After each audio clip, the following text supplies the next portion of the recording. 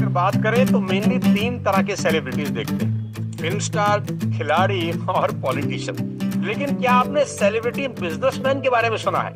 सुनने में तो बड़ा अलग लगता है, लेकिन श्री रतन टाटा एक अलग ही तरह के बिजनेसमैन।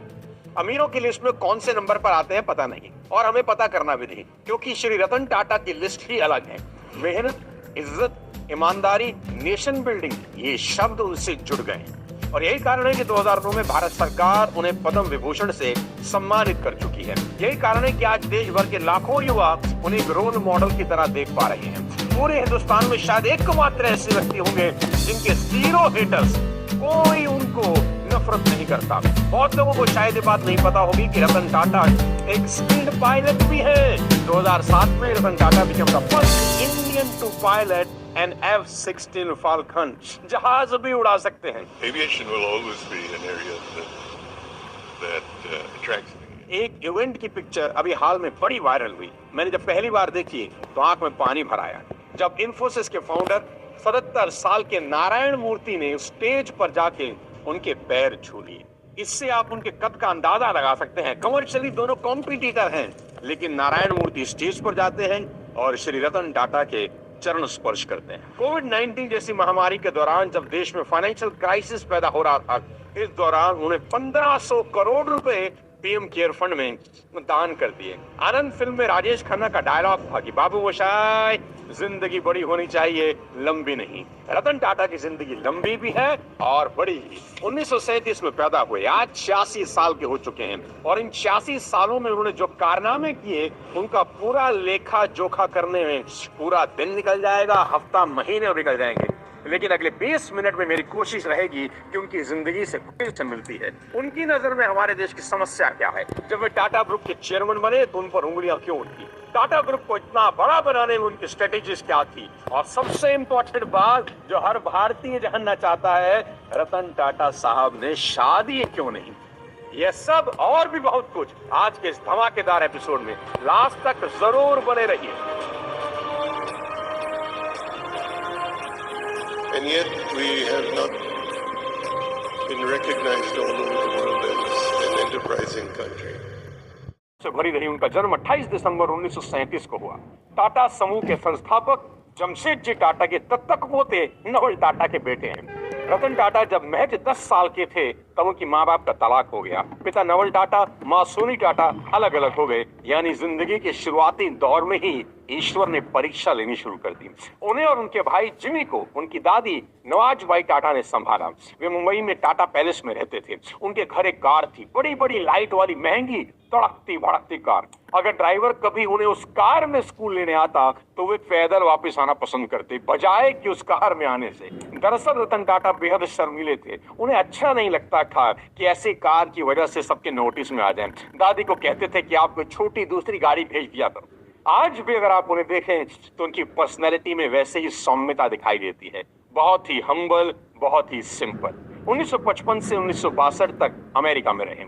कॉर्नेल यूनिवर्सिटी से उन्होंने आर्किटेक्चर और स्ट्रक्चर इंजीनियरिंग की पढ़ाई की। अमेरिका में नौकरी करते हुए उनका वही लॉस एंजलिस में शादी करके सेटल होने का इरादा था, लेकिन ईश्वर को कुछ और मंजूर था। दादी ने अपनी खराब सेहत का हवाला देते हुए वापस भारत बुला लिया। रतन टाटा ने आईबीएम की नौकरी ठुकराकर टाटा ग्रुप के साथ अपने करियर की शुरुआत एक कर्मचारी, एक साधारण कर्मचारी के तौर पर करी। उन्होंने टाटा ग्रुप ज्वाइन किया, वो भी एक अप्रेंटिस की तरह। टेल्को, जिसे अब टाटा मोटर कहा जाता है, और टिस्को जो टाटा स्टील है, यहाँ उन्होंने शॉप फ्लोर वर्कर्स के साथ काम शुरू किया। पैदल ही काम पर जाते थे, सबके साथ लग के लाइन में खाना खाते थे और सबके साथ हॉस्टल में रहते, कपड़े धोते, आम वर्कर की तरह जिंदगी जीने वाले रतन टाटा साल 1991 आते आते टाटा ग्रुप के अध्यक्ष बन गए। 2012 में रिटायर हो गए। रतन टाटा ने अपने 21 साल के राज में टाटा ग्रुप को शिखर पर पहुंचा दिया। कंपनी की वैल्यू 50 गुना बढ़ा दी। वो फैसले लेते गए और उन्हें सही साबित करते गए। As a chairman of Tata group उन्होंने बड़ी बड़ी कंपनी जैसे Daewoo, Corus, Tetley, Range Rover और जैगुआर को टेक ओवर किया। उन्होंने टाटा ग्रुप को ग्लोबल ऑर्गेनाइजेशन बना दिया, जिसके रेवेन्यू का लगभग 2/3 हिस्सा इसकी ओवरसीज मार्केट ऑपरेशन से आ रहा था। उन्हें इंस्टाग्राम पर लेकर कौन आया, ये भी अपने आप में एक बड़ा दिलचस्प किस्सा है। कहानी कंपनी के एक बिग बॉस और एक एम्प्लॉय की दोस्ती की। कहानी 2 पीढ़ी के फासले वाले 2 लोगों की दोस्ती की।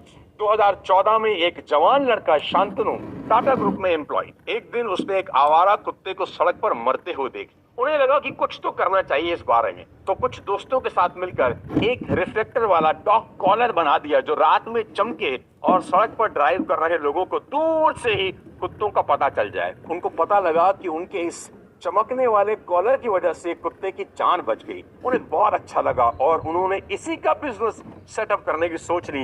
एक वेंचर शुरू किया और अपने वेंचर का नाम रखा मोटोपॉप। लेकिन दिक्कत ये थी, ज्यादा कॉलर बनाने के लिए पैसा तो था नहीं, फंडिंग नहीं थी। अब वो अपने पिताजी के पास गया, पिताजी से पूछा क्या करूं। उनके पिताजी ने उन्हें सलाह दी कि रतन टाटा को भी कुत्तों से बहुत लगाव है, बड़ा प्यार करते हैं, इसलिए आप एक काम करो, रतन टाटा को एक चिट्ठी लिख दो, लेटर लिख दो। शांतनु ने रतन टाटा साहब को लेटर लिख दी और मजे की बात, 2 महीने के बाद रतन टाटा साहब का जवाब। उन्होंने कहा कि उन्हें शांतनु का काम बहुत पसंद आया, अब वे शांतनु से मिलना चाहें। कुछ दिनों के बाद मुंबई में मुलाकात। रतन टाटा ने शांतनु को उनके कुत्तों से मिलवाया और उनके वेंचर की फंडिंग भी कर दी। इस तरह दोनों के बीच दोस्ती हो गई। इसके कुछ समय के बाद शांतनु मास्टर्स के लिए अमेरिका चले गए, उसी कॉर्नेल यूनिवर्सिटी में जहां से रतन टाटा ने पढ़ाई की थी। जब शांतनु का कोर्स खत्म हुआ तो मजा देखिए, रतन टाटा उनकी कॉन्वोकेशन सेरेमनी अटेंड करने के लिए गए उनके पास। फिर इनको ऑफर दिया कि आप मेरे बिजनेस असिस्टेंट बन जाओ। शांतनु ने खुशी से इस ऑफर को एक्सेप्ट कर लिया। वे कहते हैं हर किसी को अच्छा दोस्त चाहिए, अच्छा मेंटर चाहिए, अच्छा बॉस। उन्होंने सोचा भी नहीं था कि उन्हें एक ही इंसान में ये तीनों लोग रतन टाटा के रूप में मिले। इस वीडियो में रतन टाटा शांतनु के साथ अपना 84वां जन्मदिन मनाते हुए दिख रहे हैं। शांतनु ने ही रतन टाटा को इंस्टाग्राम पर आने जैसी पर्सनल एडवाइस भी दी, जिनको मानकर